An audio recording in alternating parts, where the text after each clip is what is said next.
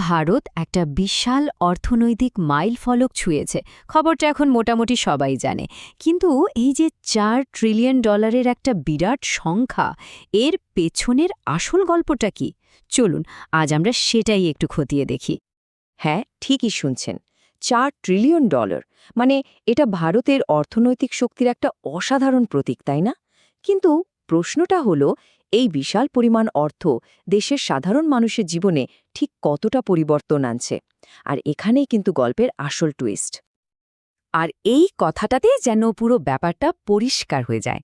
একটা $4 ট্রিলিয়ন অর্থনীতি, অথচ তার মধ্যে দুটো আলাদা ভারত বাস করছে। এটা কোনো সাফল্যের গল্প নয়, এটা একটা অসমাপ্ত গল্প। তো চলুন এই অসমাপ্ত গল্পের গভীরে ঢোকা যায়।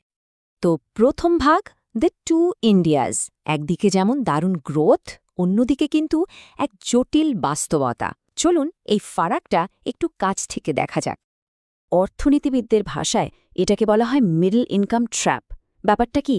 ধরুন একটা দেশ সস্তা শ্রমের ওপর ভর করে একটা মধ্যম আয়ের জায়গায় পৌঁছে গেল, কিন্তু তারপর আর ইনোভেশন বা নতুন কিছু করতে পারল না। ব্যাস, ওখানেই আটকে গেল। মালয়েশিয়ার ক্ষেত্রে কিন্তু এমনটাই হয়েছে। এখন আসল প্রশ্নটা হলো, ভারত কি এই ফাঁদটা এড়াতে পারবে, নাকি এখানেই থেমে যাবে? এই বৈষম্যের ছবিটা দেখলে সত্যি অবাক হতে হয়। ভাবুন একবার, দেশের সবচেয়ে ধনী 10% মানুষের আয় জার্মানির মানুষের মতো, তারা বিশ্বমানের পরিষেবা পাচ্ছেন। আর অন্যদিকে দেশের প্রায় 70% মানুষের আয় সাবসাহারান আফ্রিকার মতো, যেখানে পরিষ্কার জল বা বিদ্যুৎ পাওয়াটাই একটা লড়াই। এটাই হলো সেই দুই ভারতের কঠিন বাস্তব ছবি। সম্পদের ভাগাভাগির দিকে তাকালে তো ছবিটা আরও পরিষ্কার।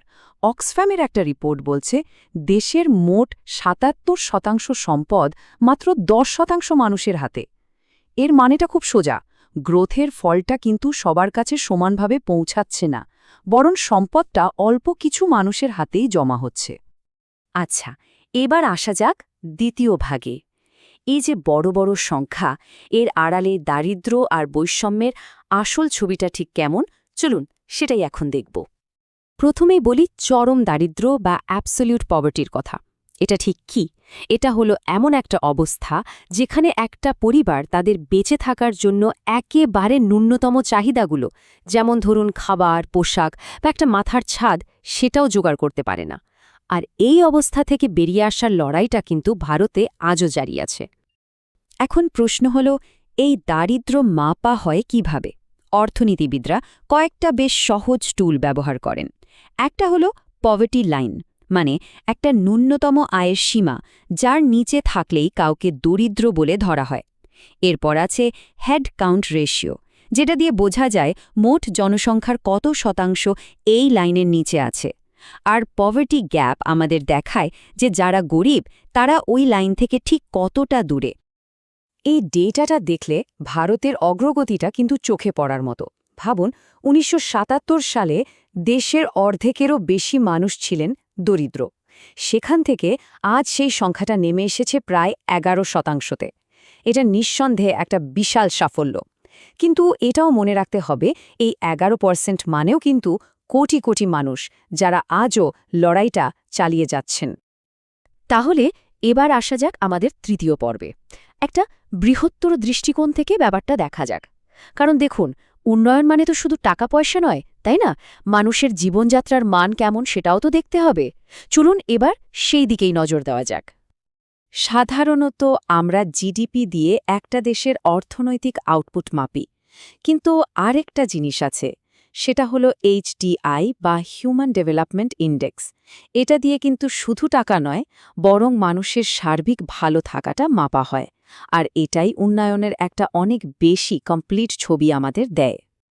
তো এই এইচডিআই মাপা হয় মূলত তিনটে জিনিস দেখে। প্রথমত, মানুষ কতটা সুস্থভাবে লম্বা জীবন পাচ্ছে। দ্বিতীয়ত, জ্ঞান বা শিক্ষা, মানে মানুষ কতটা পড়াশোনার সুযোগ পাচ্ছে। আর তৃতীয়ত, একটা ভালো জীবনযাত্রার মান, যেটা মাথাপিছু আয় দিয়ে বোঝা যায়। এই তিনটে মিলিয়েই তৈরি হয় এইচডিআই স্কোর। ভারতের লেটেস্ট এইচডিআই স্কোর হল 0.633। এই স্কোর অনুযায়ী ভারত এখন মিডিয়াম হিউম্যান ডেভেলপমেন্ট ক্যাটেগরিতে পড়ে, মানে উন্নতি তো অবশ্যই হয়েছে, কিন্তু স্বাস্থ্য, শিক্ষা আর জীবনযাত্রার মানের দিক থেকে আমাদের এখনো অনেকটা পথ চলা বাকি। আর প্রতিবেশীদের সঙ্গে তুলনা করলে ছবিটা কিন্তু আরও অবাক করার মতো। দেখুন, ১৯৩টা দেশের মধ্যে ভারতের র্যাঙ্ক ১৩২, এমনকি শ্রীলঙ্কার বাংলাদেশের থেকেও পিছিয়ে। এখানেই কিন্তু একটা বড় প্রশ্ন উঠে আসে, এত বড় একটা অর্থনীতি থাকা সত্ত্বেও মানব উন্নয়নে ভারত কেন এতটা পিছিয়ে? এবার আসি চতুর্থ ভাগে, উন্নতির দাম। এই যে এত দ্রুত গ্রোথ, এর জন্য আমাদের পরিবেশকে ঠিক কী দাম চুকাতে হচ্ছে? ভারতের একজন ক্লাইমেট অফিসিয়ালের এই কথাটা শুনলে দেশের অবস্থানটা খুব পরিষ্কার বোঝা যায়। তিনি বলেছিলেন, আমার দেশের মানুষেরও উন্নতির সমান অধিকার আছে। আমরা সমস্যার অংশ নই, বরং আমরা সমাধানের অংশ হতে চাই। এর মানেটা খুব স্পষ্ট। উন্নয়নের অধিকার যেমন ছাড়ার নয়, তেমনি পরিবেশ বাঁচানোর দায়িত্বটাও কিন্তু আমাদের সবার। আর এই সমস্যার সমাধান হল সাস্টেনেবল ডেভেলপমেন্ট বা স্থিতিশীল উন্নয়ন। সহজ ভাষায় বললে, এমনভাবে উন্নতি করা যাতে আমাদের এখনকার প্রয়োজনও মিটবে, আবার ভবিষ্যৎ প্রজন্মের জন্য কোনো সমস্যা তৈরি হবে না, তাদের স্বপ্নগুলো সুরক্ষিত থাকবে।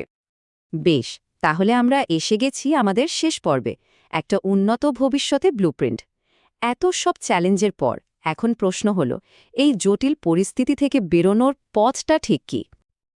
এর উত্তরটা লুকিয়ে আছে ইনক্লুসিভ গ্রোথ বা অন্তর্ভুক্তিমূলক প্রবৃদ্ধির মধ্যে।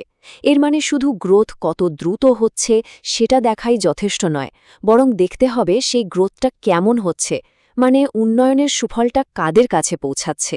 এখানে গ্রোথের গতি আর তার ধরন দুটোই সমান গুরুত্বপূর্ণ। তো স্বাভাবিকভাবেই প্রশ্ন আসে, এই নতুন মডেলের গ্রোথের জন্য কি বিশ্বজুড়ে কোনো নির্দিষ্ট ব্লুপ্রিন্ট বা রোডম্যাপ আছে? হ্যাঁ, আছে। আর সেই গ্লোবাল ব্লুপ্রিন্টটাই হল জাতিসংঘের 17টা সাস্টেনেবল ডেভেলপমেন্ট গোলস বা SDGs।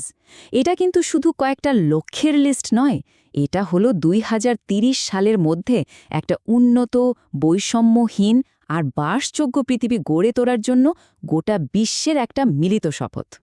তাহলে সবশেষে প্রশ্নটা কিন্তু একটাই এসে দাঁড়ায়, ভারত কি তার কোটি কোটি মানুষের জন্য সমৃদ্ধি আনতে পারবে, আর একই সাথে আমাদের এই গ্রহটাকেও আগামী প্রজন্মের জন্য সুরক্ষিত রাখতে পারবে?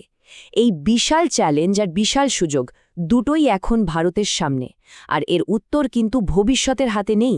এর উত্তর নির্ভর করছে আমাদের আজকের সিদ্ধান্তের উপর।